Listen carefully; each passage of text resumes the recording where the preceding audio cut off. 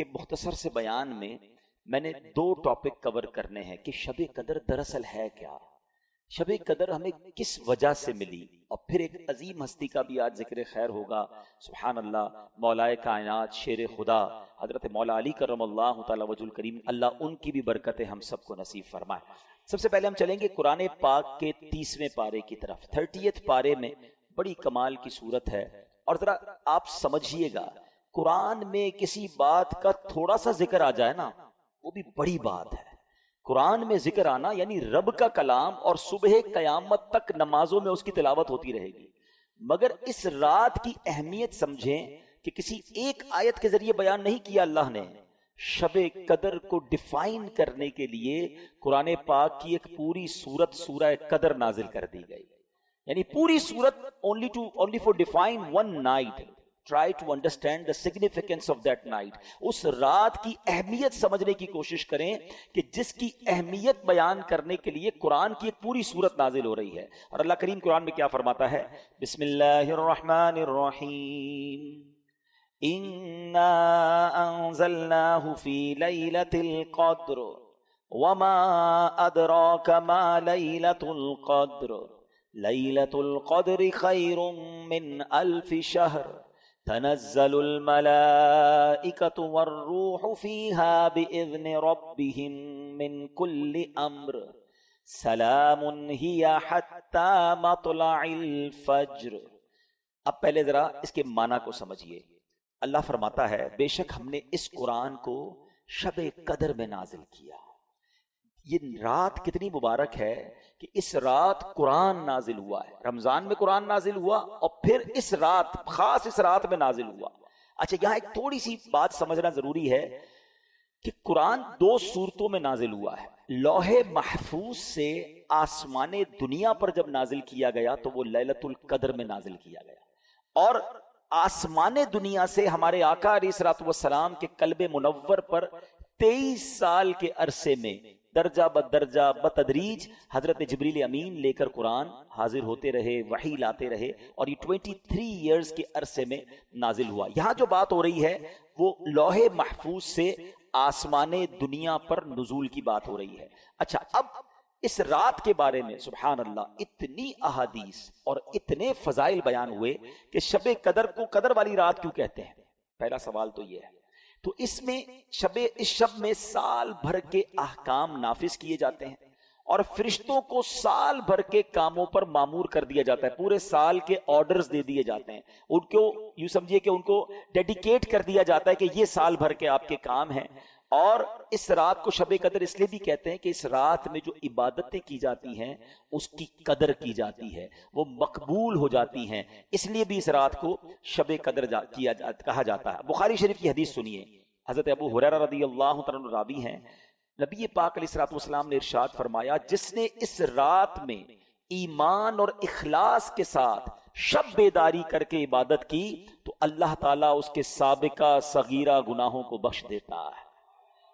کبیرہ گناہ جو ہوتے ہیں نا وہ توبہ سے معاف ہوتے ہیں، ہم انشاءاللہ توبہ بھی کریں گے، لیکن سارے پچھلے صغیرہ گناہ کس کے معاف ہوتے ہیں؟ جو اس رات شب بیداری کرے اور عبادت میں اس رات کو گزارے۔ حضرت انس بن مالک رضی اللہ تعالیٰ سے روایت ہے، اور یہ ابن ماجہ کی حدیث ہے، کہ رمضان کا مہینہ آیا تو پیارے آقا علیہ الصلوۃ والسلام نے ارشاد فرمایا، بے شک تمہارے پاس ایک مہینہ آیا ہے، اور اس میں ایک ایسی رات ہے جو 1000 مہینوں سے بہتر ہے، جو شخص اس رات سے محروم ہو گیا وہ تمام نیکیوں سے محروم رہا، جو اس رات سے محروم رہ گیا وہ تمام نیکیوں سے محروم رہا، اور محروم وہی رہے گا جس کی قسمت میں محرومی ہے۔ تو ہم نے ان 5 راتوں کو ٹارگٹ پہ رکھنا ہے، ان راتوں میں کوئی اور کام نہیں ہونا چاہیے، بس اللہ کی رضا والے کام ہو، عبادت ہو، جتنا ہو سکے عبادت ہو، کوئی گناہ والی بات نہ ہو۔ لہٰذا ہر مسلمان کو چاہیے کہ وہ رات عبادت میں گزارے اور استغفار میں گزارے۔ بی بی عائشہ صدیقہ رضی اللہ تعالی عنہا فرماتی ہیں، میں نے نبی پاک علیہ الصلوۃ والسلام سے عرض کی کہ اگر حضور مجھے معلوم ہو جائے کہ لیلۃ القدر کون سی رات ہے تو پھر میں کیا پڑھوں؟ تو میرے آقا علیہ الصلوۃ والسلام نے لیلۃ القدر کا ایک وظیفہ عطا فرمایا۔ میرے آقا فرماتے ہیں، پڑھو اللہم انک عفو کریم تحب العفو فاعف عنی۔ اے اللہ، ذرا ترجمہ سنیں اس کا، یہ اتنی ٹچی دعا ہے، اگر اس کو دل کی گہرائیوں سے پڑھے نا تو آپ کی کیفیت بن جاتی ہے، آپ کی آنکھوں میں آنسو آ جاتے ہیں. اللہم انک عفو، اللہ تو معاف کرنے والا ہے، تحب العفو، اللہ تو معافی کو پسند کرتا ہے. فاعف عنی، اللہ مجھے بھی معاف کر دے. پہلے اللہ کو اس کی شان کریمی کا ذکر کر کے عرض کیا جا رہا ہے، اللہ تو معاف کرنے والا. اللہم انک عفو کریم تحب العفو، اے اللہ معافی کو تو پسند بھی کرتا ہے. میں بھی تو تیرا سائل ہوں، میں بھی تو گناہگار ہوں، پھر مجھے بھی تو معاف کر دے. فاعف عنی. آئیے مل کر اس دعا کو 5 راتوں میں کثرت سے پڑھنا ہے، اپنے گناہوں کو یاد کر کے سر جھکا کر شرمندگی کے ساتھ پڑھ لیں. اللہم انک عفو کریم تحب العفو فاعف عنی. اللہم انک عفو کریم تحب العفو فاعف عنی. اللہم انک عفو کریم تحب العفو فاعف عنی. اے میرے میٹھے اسلامی بھائیوں، یہ رات تبدیل ہوتی رہتی ہے. اس رات کے بارے میں بڑے اقوال ہیں. اکثر بڑے علماء کا یہ بھی قول ہے کہ 27ویں شب جو ہے وہ شب قدر ہوتی ہے. کچھ علماء فرماتے ہیں کہ یہ رات بدلتی رہتی ہے. بہرحال ہمیں ان 5 راتوں میں خوب عبادت کرنی ہے. اور اس کے بارے میں اللہ تبارک و تعالیٰ نے اس رات کو پوشیدہ کیوں رکھا ہے؟ جس طرح دیگر اشیاء کو اللہ کریم نے پوشیدہ رکھا ہے، مثلا اللہ تعالیٰ نے اپنی رضا کو اطاعتوں میں پوشیدہ رکھا ہے. ہمیں نہیں پتہ کون سی نیکی سے رب راضی ہو جائے گا، اس لیے کیا کہا جاتا ہے، چھوٹی نیکی کو بھی نہیں چھوڑنا ہے. کبھی آپ نے سنا ہوگا نا کہ کسی نے کتے کو پانی پلایا، اس کی بخشش کر دی گئی، راستے سے کانٹا ہٹا دیا، اس کی بخشش کر دی گئی. تو چھوٹی نیکی بھی نہیں چھوڑنی ہے، کیونکہ اللہ پاک نے اپنی رضا کو اطاعتوں میں چھپا کر رکھا ہے. ہم نہیں جانتے کس عمل سے اللہ راضی ہو جائے، وہ نقطہ نواز ہے.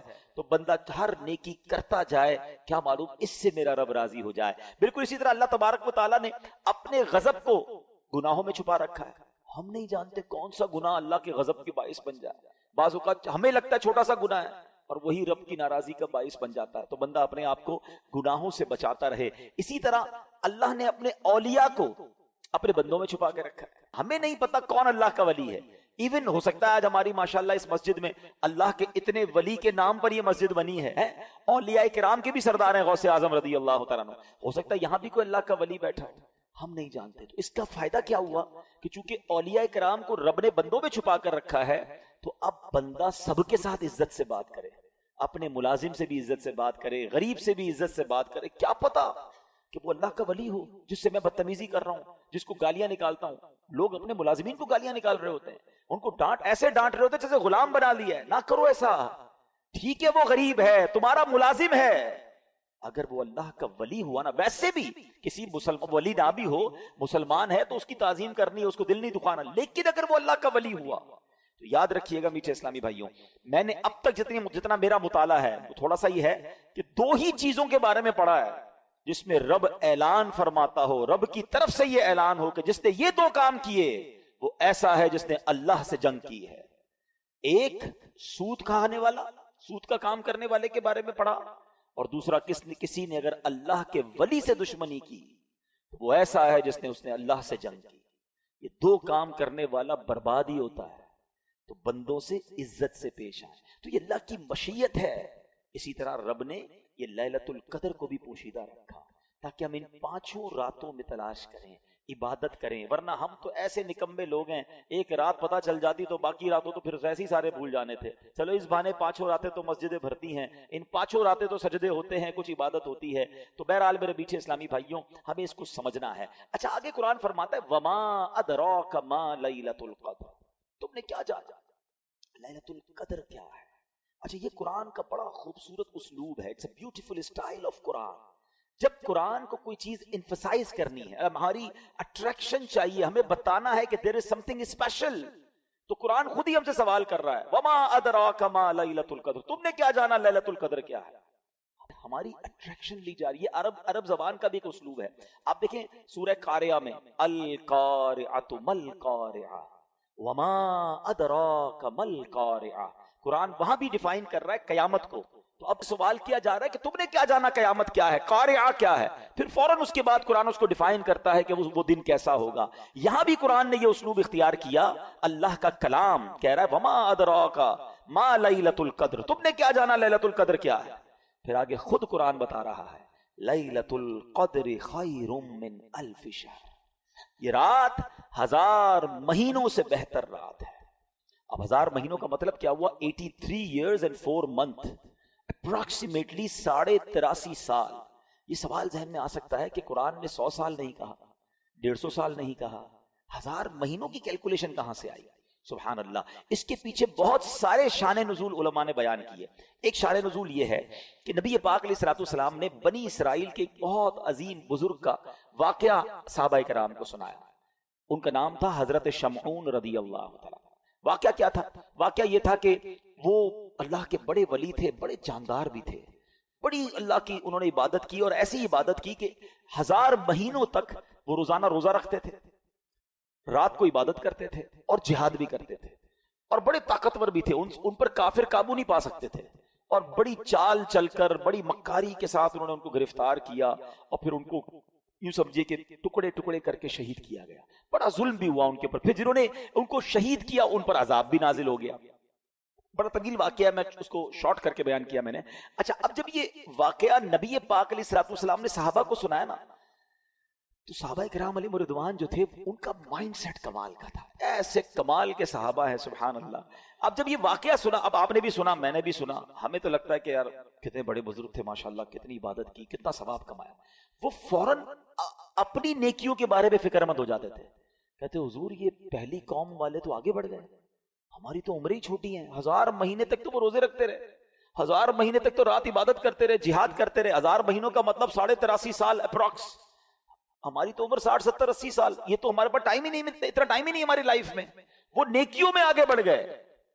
یہ بات بڑی کمال کی، جملہ ذرا سمجھیے گا۔ صحابہ رنجیدہ ہوئے کہ دوسری قوم، دوسری جو امت ہیں وہ نیکیوں میں آگے بڑھ رہی ہیں، ہم پیچھے رہ گئے۔ آج ہمارا حال یہ ہے کہ ہم یہ سوچتے ہیں کہ فلاں بنگلہ بڑا بنا لیا اس نے، ہے وہ کاروبار میں آگے بڑھ گیا، وہ پیسوں میں آگے بڑھ گیا، اس کی گاڑی اچھی ہو گئی، اس نے موبائل اچھا خرید لیا، ہم اسی ٹینشن میں رہ گئے۔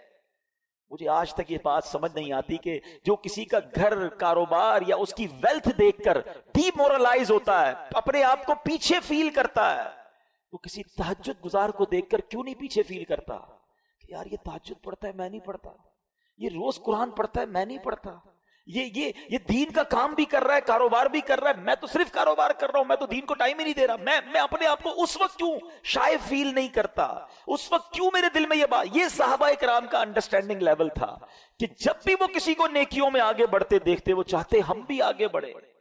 پلیز کمپٹیشن لائف میں یہ والا لاؤ، یہ جو دنیا کا کمپٹیشن ہم لے آئے نا، اس میں کبھی بھی پرسکون نہیں ہو گیا۔ ہر شیر کا سوا شیر موجود ہے، آپ لاکھ پتی ہو جائیں گے تو کروڑ پتی نظر آئے گا، کروڑ پتی نظر آئیں گے تو ارب پتی نظر آئے گا، ارب پتی بھی بن جاؤ گے تو پھر آگے اس سے آگے والا نظر آئے گا، اور اسی ریس میں زندگی ختم ہو جائے گی۔ کرنا کیا ہے؟ پلیز یہ سیکھو، یہ لیلۃ القدر ملی، کتنی عظیم رات کیوں ملی؟ جب صحابہ کرام غمزدہ ہوئے تو نبی پاک کے بھی قلب اقدس پر جو ہے وہ رنج طاری ہو گیا۔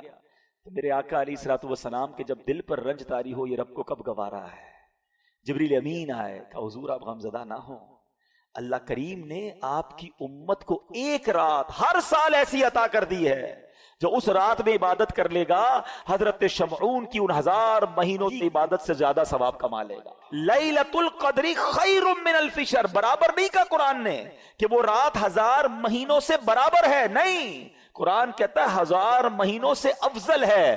افضل کتنا ہے وہ رب جانے، اس کی عطائیں جانے، اور یہ وہ نارمل 1000 مہینے نہیں ہیں کہ ایک بندہ 1000 مہینے زندہ رہ کر نمازیں پڑھتا رہا، اس کے برابر نہیں۔ یہ وہ حضرت شمعون جو 1000 مہینوں تک روزے رکھتے رہے، 1000 مہینوں تک عبادت کرتے رہے، جہاد کرتے رہے، شہادت کا مرتبہ پایا۔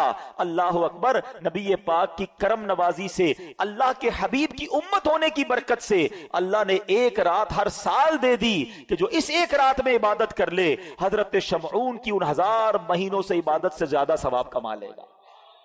تو یہ اتنا بڑا احسان، اور یہ ہمیں کیوں ملی؟ یہ احسان مانو، احسان فراموش نہیں ہونا چاہیے۔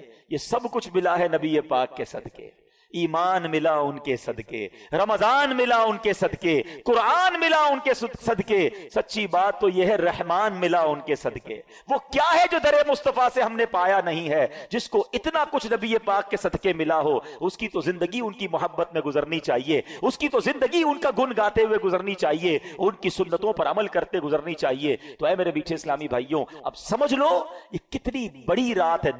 in between those 5 nights کوئی ایک رات شب قدر ہے، تو ہم نے ان 5 راتوں میں کمر بستہ ہو جانا ہے۔ دن کو ریسٹ کیجئے گا، دن بیزی نہ گزاریں گے رات تھک جائیں۔ ان 5 راتوں کو پلان کیجئے کہ ہم دن میں ریسٹ کریں، رات پوری جاگیں۔ جیسے یہ اجتماع ختم ہو، آپ کو کہیں گھومنے پھرنے جانے کی ضرورت نہیں، ماشاءاللہ مسجد میں بیٹھے، گھر بھی جانا ہے تو تلاوت کریں، تھوڑی دیر بعد تسبیح لے لیں، ذکر و اذکار پڑھیں، مدنی چینل پر پروگرام چل رہے ہوں گے وہ کریں۔ میں نے یہاں سے ایک اور جگہ بیان کرنے چاہنا ہے، وہاں آ جائیں، لیکن کوشش کریں کہ یہ رات فضول باتوں میں نہ ہو۔ اچھا، اس رات ایک اور کام بھی آپ نے کرنا ہے کہ آپ 5 راتیں صدقہ کریں، بے شک کچھ بھی کریں، جس کی جتنی حیثیت، 50 روپے کرے، 100 روپے کرے، 1000 کرے، لاکھ کرے، 5 راتوں میں کچھ صدقہ ضرور کر دینا۔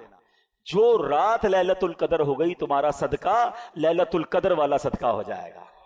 تو یہ آپ بیپاری لوگ بیٹھے ہیں، کاروباری لوگ بیٹھے ہیں، پلان کریں نا، ان 5 راتوں کو پلان کریں کہ وہ کون کون سی عبادت، جن کے والدین کی قبریں قریب ہیں، پاسبل ہے جانا، 5 راتیں قبرستان چلے جائیں، تو ماں باپ کی قبر پر جانا لیلۃ القدر میں جانا ہو جائے گا۔ تو اب آپ سوچتے جائیں کہ میں اس رات کو کیا کیا ایسا کر سکتا ہوں کہ ان 5 راتوں میں سے جو رات لیلۃ القدر ہو، انشاءاللہ میری وہ رات، وہ عبادت جو ہے وہ لیلۃ القدر میں کاؤنٹ ہو جائے۔ ایک بزرگ کے بارے میں آتا ہے، انہوں نے اپنی زندگی کا ایک تجربہ بیان کیا ہے، اٹس ناٹ کمپلسری، مگر یہ بھی ایکسپیرینس ہمارے سامنے آ جائے کہ وہ فرماتے ہیں، حضرت شیخ ابو الحسن شاذلی رحمت اللہ تعالی علیہ، وہ کیا فرماتے ہیں کہ جب کبھی اتوار یا بدھ کو پہلا روزہ ہوا تو 29ویں شب، اگر پیر کو پہلا روزہ ہوا تو 21ویں شب، اگر پہلا روزہ منگل یا جمعے کو ہوا تو 27ویں شب، اور اگر پہلا روزہ جمعرات کو ہوا تو 25ویں شب، اور اگر پہلا روزہ ہفتے کو ہوا تو میں نے 23ویں شب کو شب قدر پایا۔ اچھا، بہت بڑے بڑے علماء کا ماننا یہ ہے کہ 27ویں شب شب قدر ہے۔ اس میں ایک بڑا اسٹرانگ اشارہ ہے، یہ لیلۃ القدر سورت میں ہی لیلۃ القدر آیا 3 بار، ٹھیک ہے، انا انزلناہ فی لیلۃ القدر وما ادراک ما لیلۃ القدر لیلۃ القدر خیر من الف شہر۔ کتنی بار آیا؟ 3 بار۔ اچھا، لیلۃ القدر جو لفظ ہے اس میں 9 حروف ہیں، ٹھیک ہے، آپ اس کو کاؤنٹ کریں گے تو 9 حروف ہیں، 9 ملٹیپلائی بائی 3 27۔ تو کچھ علماء کہتے ہیں یہ اشارہ ہے کہ 27ویں رات جو ہے وہ شب قدر ہے۔ بہرحال یہ ساری باتیں کرنے کا مقصد یہ ہے کہ اس رات کو سمجھیے، اور ان 5 راتوں میں ہم نے انشاءاللہ عبادت کرنی ہے، اور اس رات کی کچھ علامتیں بھی بیان کی۔ دیکھیں نبی پاک نے کتنا بڑا احسان کیا کہ بہت ساری ہمیں نشانیاں بھی بتا دی۔ اس رات کے سمٹمز کیا ہیں؟ فرمایا کہ حضرت عبادہ بن صامت رضی اللہ تعالیٰ عنہ نے بارگاہ رسالت میں شب قدر کے بارے میں سوال کیا، تو پیارے آقا نے فرمایا کہ شب قدر رمضان کی آخری طاق راتوں، آخری عشرے کی طاق راتوں، 21 23 25 27 یا 29 میں سے تلاش کرے۔ اور پھر فرمایا جو اس میں اس رات کی علامتیں کیا ہیں کہ وہ مبارک کھلی ہوئی شب ہوگی، نہ زیادہ گرمی ہوگی اس رات، نہ زیادہ سردی ہوگی، بلکہ یہ رات معتدل یعنی موڈریٹ ہوگی۔ اس میں چاند کھلا ہوا ہوگا، شیطان کو آسمان سے ستارے نہیں مارے جاتے۔ کبھی کبھی آپ دیکھتے ہیں کہ سٹار ٹوٹ رہے ہوتے ہیں، نظر آتے، کبھی کبھی نظر آتے ہیں، یہاں تو نہیں، شہر میں گاؤں میں نظر آتے ہیں، لیکن اس رات کو شیطان کو ستارے نہیں مارے جاتے۔ اور یہ بھی بتایا کہ اس رات کے بعد جو صبح آتی ہے، اس رات جو یعنی صبح جو سورج نکلتا ہے وہ بغیر شعاؤں کے طلوع ہوتا ہے، یعنی سورج ایسے نکلتا ہے جیسے 14ویں رات کا چاند ہوتا ہے۔ تو جو لیلۃ القدر کے بعد کی صبح ہوتی ہے، اس سورج کی بھی یہ نشانی فرمائی گئی۔ اور بعض علماء یہ بھی فرماتے ہیں کہ اس رات جو ہے سمندر کا پانی میٹھا ہو جاتا ہے۔ اچھا، یہ ساری نشانیاں تو بیان ہوئی روایتوں میں، کتابوں میں، احادیث میں، ضروری نہیں کہ ہر نشانی ہم دیکھ سکیں، وہ آنکھ بھی تو چاہیے نا۔ آنکھ والا تیرے جوبن کا تماشا دیکھے، آنکھ والا تیرے جوبن کا تماشا دیکھے، دیدائے کور کو کیا آئے نظر کیا دیکھے۔ تو بہرحال یہ علامتیں بھی بیان ہوئیں، تو ہمیں انشاءاللہ، میں بھی نیت کرتا ہوں، آپ بھی نیت کریں کہ انشاءاللہ یہ 5 راتیں ہم خوب عبادت میں گزاریں گے۔ انشاءاللہ دعاؤں میں گزاریں گے۔ اب میں ٹرن کرتا ہوں اپنے ٹاپک کو ایک عظیم ہستی کی طرف، اور یہ بہت ہی کمال کی ہستی ہیں۔ 21 رمضان ان کا یوم شہادت ہے۔ شیر خدا آپ کا لقب رہا، نبی پاک کے بہت زبردست ساتھی رہے، اور سبحان اللہ آپ کے فضائل سنتے ہیں تو ایمان تازہ ہو جاتا ہے۔ اللہ کریم نے کیسے فضائل سے نوازا۔ بچوں میں سب سے پہلے ایمان لانے والے حضرت مولا علی شیر خدا کرم اللہ تعالی وجہ الکریم ہیں۔ آپ کو کرم اللہ تعالی وجہ الکریم کہا جاتا ہے۔ ہاں، یہ بڑا کوشچن آتا ہوگا ذہن میں کہ سارے صحابہ کو رضی اللہ تعالی عنہ کہا جاتا ہے اور مولا علی کو کرم اللہ تعالی وجہ الکریم کیوں کہا جاتا ہے؟ کرم اللہ تعالی وجہ الکریم کا مطلب یہ ہے اللہ پاک آپ کے چہرے کے وجاہت کو، آپ کے چہرے کے فیض کو اور بڑھائے، اور اللہ نے بڑھایا۔ وجہ یہ ہے کہ آپ کے سر مبارک نے کبھی کسی بت کے آگے سجدہ نہیں کیا، اور اس کی بڑی وجہ کیا ہوئی کہ آپ ابھی چھوٹے ہی تھے تو نبی پاک علیہ الصلوۃ والسلام کے کزن ہیں، چچا زاد بھائی ہیں، تو ابو طالب سے نبی پاک علیہ الصلوۃ والسلام نے مولا علی کو بچپن میں ہی لے لیا تھا۔ ان کے اوپر بہت زیادہ یوں سمجھے معاش کا اور عیال کا بوجھ تھا، تو کچھ بوجھ بانٹنے کے لیے، ہمارے بھی ہوتا ہے فیملی میں بچے لے لیتے ہیں، تو پیارے آقا علیہ الصلوۃ والسلام نے مولا علی کو لے لیا۔ اب نبی پاک کی گود میں ان کی پرورش ہوئی ہے، انہوں نے آنکھیں کھولی تو نبی پاک کو دیکھا ہے، ہوش سنبھالا تو آقا کی باتیں سنی۔ یہ نبی پاک کی بچپن سے ٹرینڈ ہے، نبی پاک کا ڈائریکٹ فیضان جو ہے وہ مولا علی شیر خدا کرم اللہ تعالی وجہ الکریم کو ملا۔ اچھا، آپ کا ایک اور لقب تو بڑے ہیں، کرار، اور آپ کو شیر خدا، اسد اللہ، اسد الرسول، آپ کا ایک بڑا یونیک کنیت، اور وہ ہے ابو تراب۔ ابو تراب کہتے ہیں مٹی والے کو۔ ایک بار نبی پاک علیہ الصلوۃ والسلام، کیونکہ آپ نبی پاک علیہ الصلوۃ والسلام کی پیاری شہزادی آپ ہی کے نکاح میں تھی، خاتون جنت بی بی فاطمہ رضی اللہ تعالیٰ عنہ، تو ایک بار نبی پاک علیہ الصلوۃ والسلام مولا علی شیر خدا کرم اللہ تعالی وجہ الکریم کے گھر گئے تو کہا علی کہاں ہیں؟ تو کہا وہ گھر سے باہر ہیں۔ اور جب گھر سے باہر میرے آقا گئے تو وہ مٹی پر لیٹے ہوئے تھے۔ اب وہ لیٹے ہوئے تھے تو کپڑوں پر اور جسم پر بھی مٹی لگ گئی، تو نبی پاک علیہ الصلوۃ والسلام نے بڑے پیار سے کہا قم یا ابا تراب، اے مٹی والے کھڑے ہو جاؤ۔ مولا علی کہتے ہیں اس کے بعد سے مجھے میرے نام سے زیادہ ابو تراب کو نیت سے محبت ہو گئی۔ اور اعلیٰ حضرت امام اہل سنت کیا خوبصورت بات لکھتے ہیں، اس نے لقب خاک شہنشاہ سے پایا۔ لقب خاک، خاک کو کہتے ہیں نا، لقب کیا ملا؟ خاک کا۔ اس نے لقب خاک شہنشاہ سے پایا، جو حیدر کرار کے مولا ہے ہمارا۔ سبحان اللہ، آپ کے بارے میں فضائل تو بہت ہیں۔ آپ کا ذکر خیر قرآن میں کیسا ہے؟ دیکھیں، میں اور آپ نیکی کر کے دعا کرتے ہیں اللہ قبول کر لے، مولا علی نے ایک ایسی نیکی کی کہ قرآن میں اس کا ذکر آ گیا۔ میں ابھی تھوڑی دیر پہلے ایک جملہ کہہ رہا تھا کہ جو چیز قرآن میں آ جائے گی نا، وہ صبح قیامت تک مسجدوں میں تلاوت ہوتی رہے گی، قرآن میں لوگ پڑھتے رہیں گے۔ یعنی حضرت علی کی یہ نیکی اب قیامت تک لوگوں کی زبانوں پر ہے۔ اور آپ نے کام کیا کیا تھا؟ پہلے قرآن کی آیت سن لیں، پھر آپ کا وہ کام بتاتا ہوں جو آج ہمارے لیے بھی بڑا ریلیونٹ ہے۔ مولا علی شیر خدا کرم اللہ تعالی وجہ الکریم کی شان میں جو آیت ہے، بسم اللہ الرحمن الرحیم، الذين ينفقون اموالهم بالليل والنهار سرا وعلانية فلهم اجرهم عند ربهم ولا خوف عليهم ولا هم يحزنون۔ ترجمہ کنز الایمان، یہ سورہ بقرہ کی آیت نمبر 274 ہے۔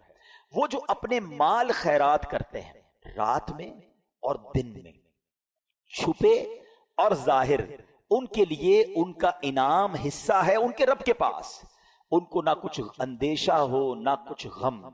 مولا علی نے ایسا کیسا صدقہ کیا؟ حضرت نعیم الدین مراد آبادی جو مفسر قرآن ہے لکھتے ہیں کہ ایک قول یہ ہے کہ یہ آیت حضرت علی کے حق میں نازل ہوئی، ان کے پاس 4 درہم تھے، صرف 4 درہم تھے۔ آپ نے کیا کیا کہ آپ نے چاروں کو خیرات کر دیا، ایک رات میں کیا، ایک دن میں کیا، ایک اعلانیہ کیا، ایک چھپ کر کیا۔ اللہ کریم نے یہ سارا صدقہ کیسا قبول فرمایا کہ اس کا ذکر قرآن میں فرما دیا۔ یہاں 2 باتیں سیکھنے کو مل رہی ہیں۔ ایک، دل کیسا تھا، 4 ہی تھے، چاروں دے دیے۔ ہمارے پاس لاکھوں ہوتے ہیں، تھوڑے نہیں دیتے۔ 2.5% ہی تو زکوٰۃ ہے نا، وہی لوگوں کو بھاری پڑ رہی ہے، وہی کیلکولیشن میں گھبرا رہے ہوتے ہیں یار یہ بھی بچ جائے زکوٰۃ سے، یہ بھی نکال دو، کسی طرح اس کی بھی نہ دینی پڑے۔ اچھا پچھلے سال دی تھی دوبارہ دینی پڑے گی۔ سوال بھی ایسے کرتے کہ سمجھ نہیں آ رہا کیا چاہ رہا ہے بھائی۔ حضرت وہ پچھلے سال دے دی تھی، سونا وہی ہے تو دوبارہ دے دیں۔ ارے بھائی ہر سال گزرنے کے بعد 2.5% آپ نے دینا ہے. بات ہم کرتے ہیں کہ ہم پنجتن کے غلام ہیں, بات ہم کرتے ہیں ہم صحابہ کے جناب چاہنے والے ہیں. دیکھو یہ تھے صحابہ کہ جو ہوتا تھا وہ دے دیتے تھے, اور کیا انداز تھا کہ چھپ کر بھی دے رہے ہیں, صبح بھی دے رہے ہیں کہ یار کوئی تو ادا اللہ کو پسند آ جائے, رات بھی دے رہے ہیں. تو سبحان اللہ, یہاں ایک اور بات سیکھنے کو مل رہی ہے کہ صدقہ دیں یا نیکی کریں, اس کے پیچھے ریزن ایک ہو کہ اللہ کی رضا ہو, اخلاص ہو. لوگوں کو دکھانے کے لیے نہ مال خرچ کریں نہ عبادت کریں. یہاں بڑا برا حال ہے. پلیز شیطان کی اس وار کو آج ہم سارے سمجھ لیں, وہ کبھی نہیں چاہے گا ہم نیکی کریں. آج ہم یہاں اجتماع میں آئے نا, ہم یہ بیٹھے ہیں, شیطان کو بہت برا لگ رہا ہے. اب وہ پلان کر رہا ہوگا یار اس کی رات برباد کیسے کریں, تو اب ہم بھی تو شیطان کی باتوں میں آ جاتے ہیں. اب باہر نکل کے کہیں گے یار ماشاءاللہ آج رات تو بڑا مزہ آیا, میں تو پہلے سے ہی چلا گیا تھا, صلاۃ التسبیح بھی پڑھی, اس کے بعد بیان بھی سنا, ذکر بھی ہوا, دعا میں تو میرے بڑے آنسو بھی بہے. بھائی اب آپ اپنی پوری کارکردگی کیوں کسی کو دینا چاہتے ہیں؟ سوچئے, اگر تو اچھی نیت ہے کہ اگلے بار پھر اجتماع میں کسی کو بلانا ہے پھر تو ٹھیک ہے, انما الاعمال بالنیات. لیکن نیت یہ ہے کہ سامنے والا کہے کہ یار ماشاءاللہ آپ تو بڑی نیکیاں کما رہے ہیں. اپنے دل سے پوچھیں, اللہ کے لیے کام کریں, اللہ کی رضا کے لیے صدقہ دیں, اللہ کی رضا کے لیے نیکی کریں. یا ایک سوال چھوڑی جا رہا ہوں, ٹھیک ہے, پہلے تو اخلاص کی ایک تعریف علماء نے بیان کی, بہت ساری تعریفیں ہیں, اس میں سے ایک تعریف علماء نے یہ بیان کی کہ اخلاص یہ ہے کہ جس طرح تم اپنے گناہوں کو چھپاتے ہو اس طرح اپنی نیکیوں کو چھپاؤ. اب بتائیے, میں اور آپ چاہتے ہیں ہمارے گناہ کسی کو پتہ چل جائے؟ ہم میں سے کوئی نہیں چاہتا. نیکیاں پتہ نہ چلیں تو ٹینشن شروع ہو جاتی ہے, یار کوئی تو طریقہ ہوگا جس سے پتہ چل جائے کہ میں نے اس بار کتنی زکوٰۃ دی ہے, تو کتنی روزے رکھے, تو کتنے تراویحاں پڑھی, تو اور کتنی تلاوت کی. کیوں کرتے ہیں ایسا؟ اپنے دل سے پوچھیں. یہی شیطان مردود چاہتا ہے کہ ہماری نیکیاں ڈسٹرائے ہو جائیں اور ہم اس کی واروں میں آ جاتے ہیں. مولا علی شیر خدا کرم اللہ تعالی وجہ الکریم کا یہ ذکر خیر ہمیں بتا رہا ہے کہ اللہ کی رضا کے لیے عمل ہو. آپ تو اللہ کی رضا کے لیے کیسا کام کرتے تھے. ایک بار ایک غزوے میں کسی سے لڑائی ہو رہی, تو آپ اس کافر کے سینے پہ چڑھ گئے. اس کافر نے کیا کیا, آپ کے چہرے پہ تھوک دیا. دشمن خدا نیچے ہے, ہاتھ میں تلوار ہے, اور مولا علی جیسی شخصیت ہے, کتنی شجاعت والے ہیں, اور چہرے پہ تھوک دیا اس ظالم نے. آپ ہٹ گئے, آپ نے اسے چھوڑ دیا. کہتا ہے اے علی یہ کیا, میں تمہارے نیچے تھا, ہاتھ میں تلوار تھی, اور میں تمہارا دشمن ہوں, اور میں نے اور تمہارے لیے ایک برا عمل کیا, چہرے پہ تھوک دیا. میں تم سے پہلے جو لڑ رہا تھا وہ اللہ کے لیے لڑ رہا تھا. جب تم نے میرے چہرے پر تھوکا تو میرا نفس بھی شامل ہو گیا, میرے دل کا غصہ بھی شامل ہو گیا. اب اگر میں تجھے قتل کرتا تو شاید وہ اللہ کے لیے نہ ہوتا. یہ اخلاص دیکھ کر وہ غیر مسلم کلمہ پڑھ کر مسلمان ہو گیا کہ یہ اسلام اور یہ مسلمان ہے جو ہر عمل اللہ کے لیے کرتے ہیں. مگر ہم شاید اب ایسے ہو گئے کہ شاید کوئی عمل اللہ کے لیے نہیں کرتے. ہر کام میں دنیا کا مفاد ہے, دنیا کی واہ واہ ہے. میں ایک سوال چھوڑ کر اپنا بیان اب ختم کرتا ہوں کہ ایک سوال اپنے آپ سے ضرور کیجئے گا کہ میرے پاس, آپ کے پاس ایسی کتنی نیکیاں ہیں جو فقط میں جانوں اور میرا رب جانے. یہ سوال ضرور کیجئے گا. شاید پھر شرم آنے لگے گی کہ یار جو نیکیاں میں نے اکیلے میں بھی کی تھی نا, کسی کو نہیں پتا تھا, وہ بھی کوئی نہ کوئی بہانہ کر کے, کوئی نہ کوئی راستہ ڈھونڈ کے میں نے بتایا ضرور کسی کو. نہ کریں ایسا. اللہ کریم تربت مولا علی پر کروڑوں رحمتوں کی بارش نازل فرمائے اور ان کے صدقے ہماری مغفرت فرمائے. جہاں میں نے چیریٹی کی بات کی, اللہ کی راہ میں خرچ کرنے کی بات کی, سب سے پہلے اپنے حقدار غریب رشتہ داروں کو آپ نے دیکھنا ہے, اور اس کے بعد عاشقان رسول کی ایک عظیم و شان مدنی تحریک دعوت اسلامی. یہ تحفہ بھی تو دعوت اسلامی نے دیا ہے نا. اس علاقے میں ہمارا ارمان تھا کہ مسجد بنے, اور ایسا ہی کام دعوت اسلامی ساری دنیا میں کر رہی ہے. الحمدللہ سال کی 600 سے زیادہ مسجدیں بنانے والی, 5200 سے زیادہ مدرسے چلانے والی, 3.25 لاکھ بچوں کو بغیر فیس کے قرآن پاک اور درس نظامی کروانے والی, 92,000 سے زیادہ حافظ قرآن بنا دینے والی, ہزاروں اسلامی بھائی اور اسلامی بہنوں کو عالم اور عالمہ کورس کمپلیٹ کروا دینے والی, 39,000 سے زیادہ تھیلیسیمیا کے مریضوں کو بلڈ مہیا کرنے والی, پورے پاکستان کی سڑکوں پر پلانٹس لگا کر, پودے لگا کر اس کو درخت بنانے والی, اور ہمارے لاکھوں مسلمانوں تک راشن اور کیش پہنچانے والی, مدنی چینل چلا کر ہمارے گھر میں پہنچ کر سنتیں اور علم دین پہنچانے والی, اور کڈز مدنی چینل کے ذریعے ہمارے بچے ان کو سنتوں کی طرف لانے والی آرگنائزیشن ہماری دعوت اسلامی ہے. تو کیوں نہ اتنے بڑے اس کاروان کا ہم بھی حصہ بنے. تو اپنے صدقات, اپنی زکوٰۃ، اپنے فطرے کے اندر بھی اپنی دعوت اسلامی کو ضرور یاد رکھیں. فطرہ بھی آپ نے سب نے دینا ہے اور بہترین دینا ہے، یہ یاد کر لیجئے. جس کو اللہ نے نوازا ہے، اللہ نے نوازا ہے تو احادیث میں 4 قسم کا فطرہ بیان ہوا، اور اس میں کشمش کا، جو کا، کھجور کا اور گندم کا. جب دینے کی باری آئے تو اچھے دل کے ساتھ دیں. روزانہ افطار میں اجوا کھجور کھانی ہے اور فطرہ گندم کا دینا ہے، یہ تو بات ٹھیک نہیں ہے نا. اللہ نے جب اجوا دی ہے، اللہ نے بہترین کھانے دیے، تو یہ بھی شکر کا انداز ہے. یا اللہ تو نے مجھے بہترین رکھا، میں تیری راہ میں خرچ بھی بہترین کروں گا. ایک بار پھر جو ہمیں دعا نبی پاک کی حدیث سے سیکھنے کو ملی، 3 بار مل کر پڑھیں گے. اللہم انک عفو کریم تحب العفو فاعف عنی. اللہم انک عفو کریم تحب العفو فاعف عنی. اللہم انک عفو کریم تحب العفو فاعف عنی. الصلاۃ والسلام علیک یا نبی اللہ وعلی آلک واصحابک یا نور اللہ. الحمدللہ رب العالمین والصلاة والسلام علی سید الانبیاء والمرسلین. یا ارحم الراحمین یا ارحم الراحمین یا ارحم الراحمین. یا ربنا یا ربنا یا ربنا یا ربنا یا ربنا. اللہم انک عفو کریم تحب العفو فاعف عنا یا غفور فاعف عنا یا کریم. اللہم انک عفو کریم تحب العفو فاعف عنا یا کریم. اللہم انک عفو کریم تحب العفو فاعف عنا یا کریم.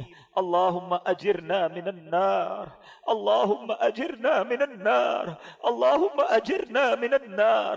ربنا تقبل منا انک انت السمیع العلیم وتب علینا یا مولانا انک انت التواب الرحیم. اللہم ربنا آتنا فی الدنیا حسنہ وفی الآخرة حسنة وقنا عذاب النار.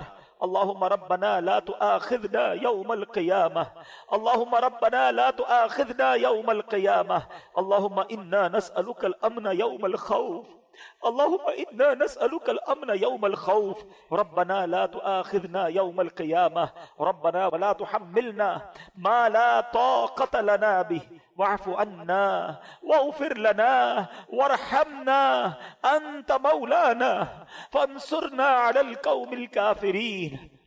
اے ڈوبتوں کو بچانے والے، اے بے قصوں کی دستگیری کرنے والے، اے گناہگاروں کی بخشش فرمانے والے مولا، تیرے گناہگار بندے تیرے دربار میں ہاتھ اٹھائے حاضر ہیں. ہماری حتمی مغفرت کر دے، ہمارے صغیرہ گناہ بھی معاف کر دے، ہمارے کبیرہ گناہ بھی معاف کر دے، ہمارے چھپ کر کیے ہوئے گناہ بھی معاف فرما، ہمارے اعلانیہ گناہ بھی معاف. اللہ اگر تو نے ہمیں معاف نہ کیا ہم کدھر جائیں گے؟ تیرے سوا کون ہے جس کے دربار میں ہم مغفرت طلب کریں؟ اگر بڑی رات بھی تیرے گھر میں بیٹھ کر نہ بخشے گئے تو پھر کدھر جائیں گے مولا؟ ہم تیرے بندے ہیں اے اللہ، تیرے نافرمان ضرور ہے مگر تیرے باغی نہیں ہے مولا.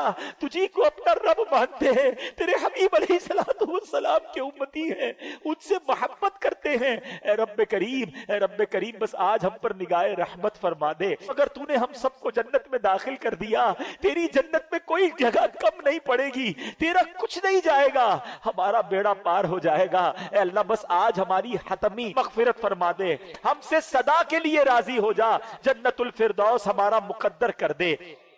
اے رب کریم ہمارے ماں باپ کو بھی بخش دے. اللہم ارحمہما کما ربیانی صغیرا. ہمارے ماں باپ کو بخش دے. اے اللہ ہم میں سے جن کے والدین دنیا سے چلے گئے ان کی قبروں کو جنت کا باغ بنا دے، کروٹ کروٹ انہیں جنت کی نعمتیں عطا کر. اے رب کریم انہوں نے ہم پر بڑی مہربانیاں کی، اب وہ تیری رحمت کے حوالے ہیں. اے اللہ اپنی رحمتوں کی بارش ان پر نازل فرما. جن کے والدین حیات ہیں ان کو درازی عمر بالخیر عطا فرما، ان کا سایہ ان کے بچوں پر تا دیر قائم و دائم فرما. اے اللہ ہمارے بھائی بہنوں کو بخش دے، ہمارے بیوی بچوں کو بخش دے، ہمارے مرحومین کو بخش دے، ہمارے رشتہ داروں کو بخش دے، اے اللہ ہمارے دوستوں کو بخش دے، ہم سے محبت کرنے والوں کو بخش دے، اے کریم نبی پاک علیہ الصلوۃ والسلام کی ساری امت کی بخشش فرما۔ اے اللہ ہمیں تو مانگنا بھی نہیں آتا، جو جو ہمارے حق میں بہتر ہے ہمیں عطا کر دے۔ اے اللہ نفس و شیطان کے واروں سے بچا لے، اپنے پسند کے بندوں میں ہمیں شامل فرما لے، اخلاص کی دولت عطا کر دے۔ اے اللہ ریاکاری نے کہیں کا نہیں چھوڑا، اول تو نیکی ہوتی نہیں، ہو جائے تو سنبھلتی نہیں۔ اے اللہ ہم بڑے ناکارہ ہو گئے، ہمارے دل و دماغ کو پاکیزہ کر دے، ہمیں اخلاص کی دولت عطا کر دے، دکھلاوے اور بناوٹ سے بچا لے، اپنے مخلص بندوں میں شامل فرما لے، سجدوں کی لذت عطا فرما، تلاوت کا ذوق عطا فرما۔ اے اللہ جو تو نے رمضان میں نیکیوں کا ذوق دیا ہے، ایسا کرم کر دے کہ ہم سارا سال نمازیں پڑھنے والے بن جائیں، مسجدیں سارا سال آباد رہے۔ اے اللہ نفس و شیطان کے واروں سے محفوظ فرما، ہم سب کو فقط رزق حلال عطا فرما، رزق حرام سے ہم سب کو محفوظ فرما، ہم سب کے رزق حلال میں برکت ڈال دے۔ اے اللہ جو بے اولاد ہیں انہیں نیک اور صالح اولاد دے دے۔ اے اللہ جو اولاد والے ہیں ان کی اولادوں کو، ان کے والدین کی آنکھوں کا نور بنا دے، ہمارے بچوں کو ہمارے لیے صدقہ جاریہ بنا دے، ہماری مغفرت کا ذریعہ بنا دے۔ اے اللہ جو بچوں اور بچیوں کے دکھ میں ہیں، اے اللہ ان کے وہ دکھ دور کر دے، بچوں کا سکھ عطا کر دے۔ اے کریم ہاتھ اٹھے ہیں، تو نام بھی جانتا ہے سب کے، کام بھی جانتا ہے، بڑی امید سے تیرے بندے ہاتھ اٹھائے حاضر ہے کہ رحمان کے دربار میں آئے، کریم کے دربار میں بھکاری آئے ہیں۔ اے اللہ کبھی کبھی ہمیں اپنی مشکل بہت بڑی لگتی ہے کہ یہ کیسے حل ہوگی، یہ مسئلہ کیسے سالو ہوگا۔ اے اللہ تیرا ہی قرآن میں فرمان ہے ان اللہ علی کل شیء قدیر۔ اے اللہ ہمیں اپنی قدرت کا نظارہ دکھا، ہماری مشکل آسان کر دے، ہماری پریشانی دور کر دے، ہمارے دکھوں کو خوشیوں میں بدل دے، راہیں کھول دے، مشکلیں آسان کر دے۔ کسی کا حق کسی نے دبا لیا تو خیر سے اس کا حق مل جائے۔ اے اللہ ظالموں کے ظلم سے بچا، حاسدوں کے حسد سے بچا، بد نظروں کی بد نظری سے بچا، شیطان کے شر سے بچا، جادو ٹونے آسیب سے بچا، زمینی اور آسمانی بلاؤں سے بچا، زلزلوں طوفانوں اور وائرسوں سے بچا۔ اے کریم بس اپنے پسندیدہ بندوں میں شامل کر لے۔ اللہ تیرے دربار میں التجا ہے، بڑے دن ہو گئے مکہ مدینہ دیکھے،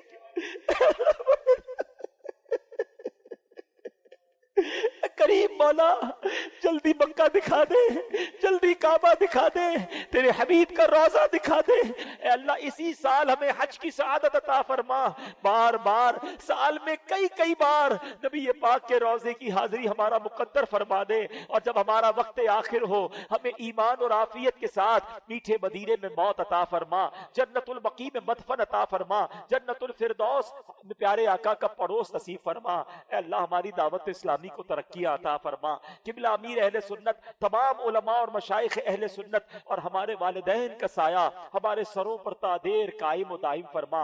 اے کریم اس مسجد کو شاد و آباد فرما، جن لوگوں نے اس میں تعاون کیا اے اللہ سب کو جنت میں اعلیٰ محل عطا فرما، جو دعوت اسلامی کے ساتھ تعاون کرتے ہیں اے اللہ ان کو دنیا اور آخرت کی برکتیں عطا فرما، اور ہمیں بھی اتنی بڑی عاشقان رسول کی تحریک کا دست و بازو بننے کی توفیق عطا فرما۔ اس مسجد کے امام صاحب کو اے اللہ اور درازی عمر بالخیر عطا فرما، ان کی آواز میں علم میں اور برکتیں عطا فرما۔ اے رب کریم ہم جو مانگ سکے وہ بھی دے دے، جو نہیں مانگ سکے ہمارے حق میں بہتر ہو وہ بھی عطا فرما۔ مٹی نہ ہو برباد بس مرگ الہی، جب خاک اڑے میری مدینے کی ہوا ہو، جب خاک اڑے میری مدینے کی ہوا ہو۔ ببرکت ان اللہ وملائکتہ یصلون علی النبی یا ایھا الذین آمنوا صلوا علیہ وسلموا تسلیما، صلی اللہ علی النبی الامی وآلہ صلی اللہ علیہ وسلم، صلاۃ و سلاما علیک یا سیدی یا رسول اللہ۔ جب تمہیں واپسی ہو یا اللہ، سامنے ہو روضہ رسول اللہ، اور لب پہ ہو لا الہ الا اللہ محمد رسول اللہ۔ میرے اعمال کی اصلاح کرم سے